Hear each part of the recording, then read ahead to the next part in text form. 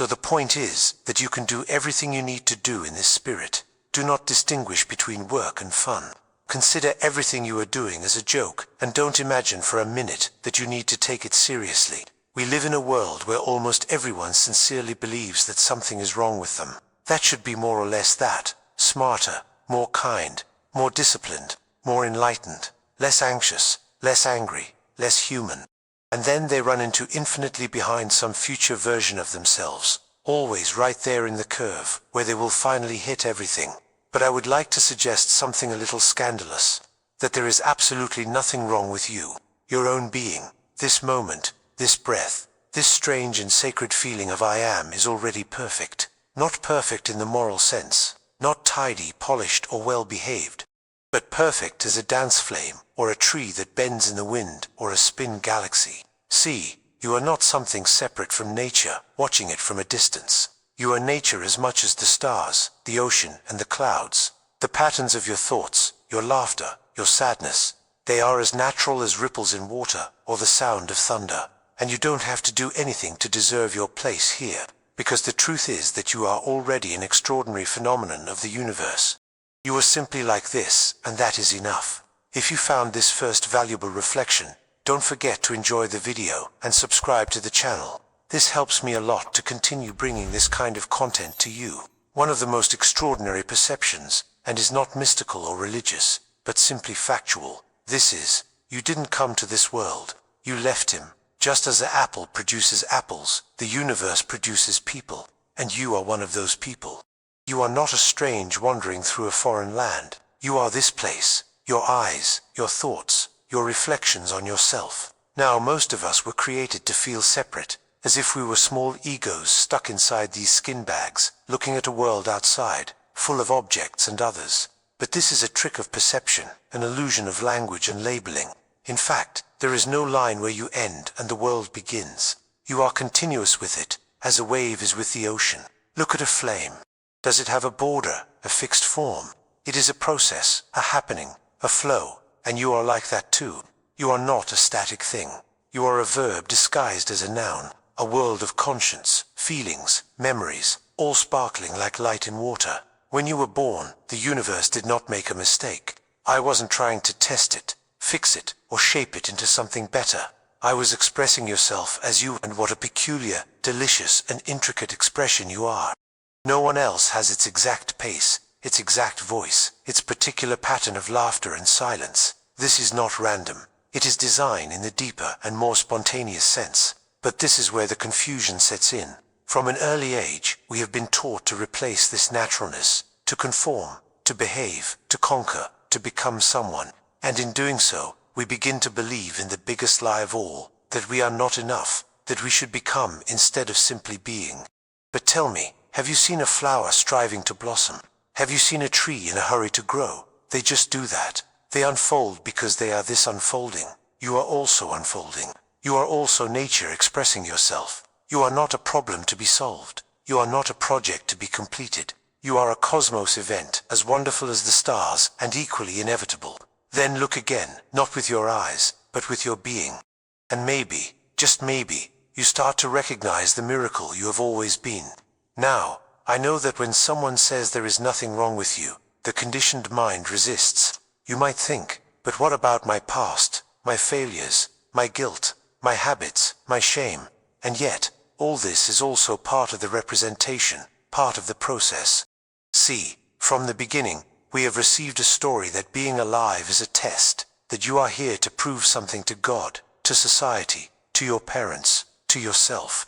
And then we became actors in a self-improvement theater, constantly fixing, adjusting, striving, as if life were a ladder to go up instead of a mystery to dance. But what if this whole project was based on a false premise? The meaning of life is simply being alive. It is so clear, so obvious and so simple, and yet everyone runs in great panic, as if it was necessary to achieve something beyond themselves. So let's try that. Close your eyes for a moment and feel the feeling of being, the liveliness that is present before any opinion or judgment arises. This is you, not the internal critic, not the timeline, not the list of tasks, just the raw and open presence of being here. And what could be wrong with it? Look at the clouds. They do not align themselves in the roads. They float. They spoiled. They form and dissolve. Is there anything wrong with them? No one scolds a wave by breaking too early, or a tree for growing crooked. They are not judged by some cosmic score. But we human beings somehow believe that we are the exception, that only we should justify our existence, that we must deserve the right to be, and this is the root of our suffering, the original illusion. The truth is that your imperfections are not mistakes. They are textures, details, echoes of their particular music. You don't have to become worthy of life. You are life expressing yourself in human form. Just as the fire creepy, just as water flows, even its attempt to become spiritual, even its desire to improve, is already part of perfection. It's like the ocean trying to become wet, or a ray of sunshine trying to shine. It is unnecessary, and yet, even that is allowed. So instead of pursuing a polished idea of who you should be, and if you just noted who you are already right now, without changing anything, without editing, there is nothing wrong with you. There was never. It is just the thought that says that, and you are not that thought. You are the silence behind it, the space that watches him come and go, and once you see it, not as a belief, but as a direct experience, something inner relaxes. And in this space, in this letting go, you start to remember something old and true. You are nature, wild, vast, unfinished and beautiful, and you are just like that. See, when I say you don't have to do anything, I don't mean that you should stand still like a piece of stone. No. I want to say something much more subtle. I want to say that you don't have to strive to be what it is already. You don't push the river, you float with him, because the river is making the flow, not you. And likewise, life is living through you. The birds do not sing to impress, they sing because it is their nature. You do not have to force meaning or pursue purpose. It emerges like a breeze, like a laugh, as a melody when you stop trying to make it. Effortless action, as the Emersonists say. Wu Wei, no laziness, it does not appear, but the art of moving with the chain instead of against it. And when you discover this rhythm, the one where you are no longer making life, but being it, oh, so the dance begins. Now here is a small peculiar paradox. Most of us spend our lives trying to be ourselves. But the moment you try, the moment you seek authenticity as a product on the shelf, you have already lost it. Because the self is not something you can grab, it's something you relax. Trying to be spontaneous is like trying to fall asleep on purpose. The effort itself prevents it from happening. We are so busy asking, am I doing right? I'm already healed. I'm authentic now, that we lose the very thing we are looking for. It is like chasing your own shadow through the room. Now, of course, there is nothing wrong with the persecution. It is adorable in a way. The ego trying to polish like a stone, infinitely sanding, refining, spiritualizing. But eventually, you start laughing because you realize that the one who is doing all the repair is the very thing that doesn't have to exist. It's all a little cosmic theater. You don't have to become yourself. You are already, right here in your peculiarities, your flaws, your silence, your breath. Authenticity is not something you try to achieve. That's what's left when you stop pretending. And this is freedom. Now, if we really want to go a little deeper, we have to look at something very peculiar. You did not invent your image of yourself. It was handed over to you, built layer, built from looks, comments, expectations, such as a mirror made of other people's thoughts. From the moment you are old enough to speak, they said who you are, what is acceptable, what is not, what gains love, and what does not earn. And then, without even realizing it, you began to shape yourself according to the reflections around you. You have become a collection of borrowed ideas, a personality in scraps sown by parents, teachers, religions, and then one day, maybe at age 20, maybe much later, you start to feel tired, not physically, but existentially, as if you had worn someone else's clothes for so long, you forgot how your own skin feels. This is the moment, this little rebellion spark, this feeling that the person you have represented is not the one who is really alive inside. The most dangerous thing you can do is believe in your own role. Because the role is fine, it is even useful, but it is not you. You are what you are, representing the paper. You are the actor, not the mask. But society teaches you how to confuse costumes with being.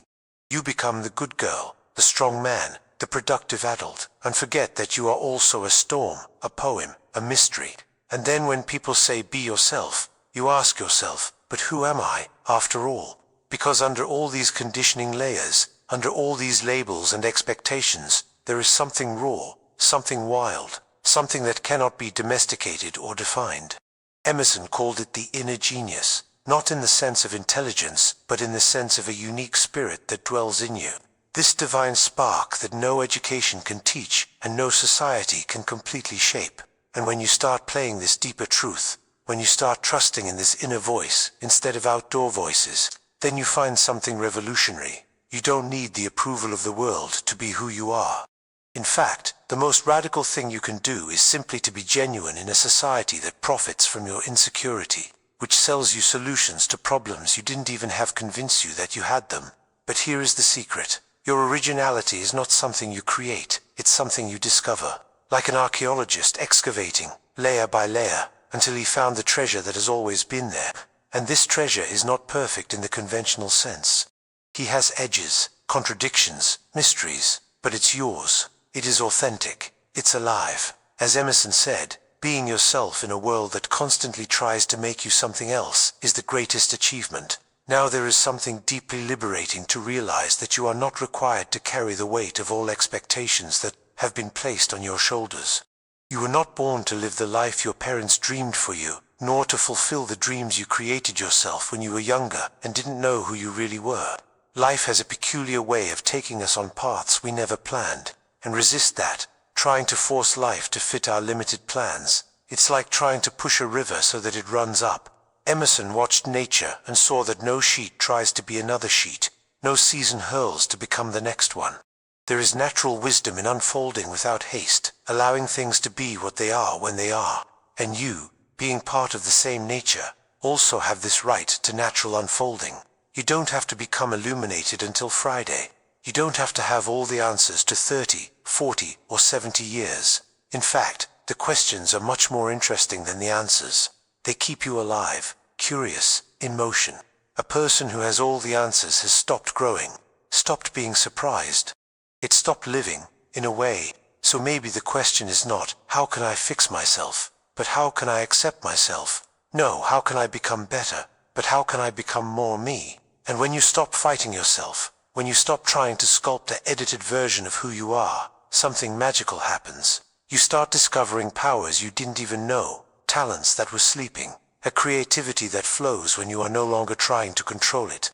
Emerson had a phrase that fascinates me. What is behind us and what is ahead of us are small questions compared to what is within us. Within you there is a strength, intelligence, creativity that is greater than any external obstacle. But most of us never discover this because we are very busy looking out, comparing, competing, imitating. If you have come here in the video, leave a comment with the word nature. I want to know how many of you really watch until the end and connect with these ideas. The truth is that you have access to a wisdom that no university can teach, to a creativity that no course can give, to a peace that no technique can make, because all this is already there, waiting to be recognized, not conquered. It's like having a treasure buried in your backyard and spending a lifetime looking for treasures in distant lands. What you are looking for is closer than you think. It is closer than your own breath. And when you finally stop searching and start to realize, when you finally stop doing and start to be, you discover something surprising. You have always been enough. You have always been complete. You have always been free. The only thing that changed was your perception. And sometimes, this is the only change you really need. So let me finish this. You didn't come to this world to be an improved copy of someone else. You came to be an original version of yourself. And that includes your defects, your eccentricities, your contradictions. Because, in the great scheme of things, in the vast theater of existence, its authenticity is its greatest contribution. Not your perfection, not your productivity, not your compliance. His genuine, clumsy, wonderful humanity. As Emerson said, insist on yourself, never imitate. And I add, be patient with yourself, be kind to your process, trust your time. You are not an unfinished project. You are a miracle in progress. And that, my friend, this is more than enough. If this video touched you somehow, it woke up something you already knew but had forgotten, be sure to share with someone who also needs to hear it. And if you want more content like this, exploring these deep ideas about life and consciousness, you subscribe to the channel and activate the bell. Until the next reflection, and remember, you are already looking to be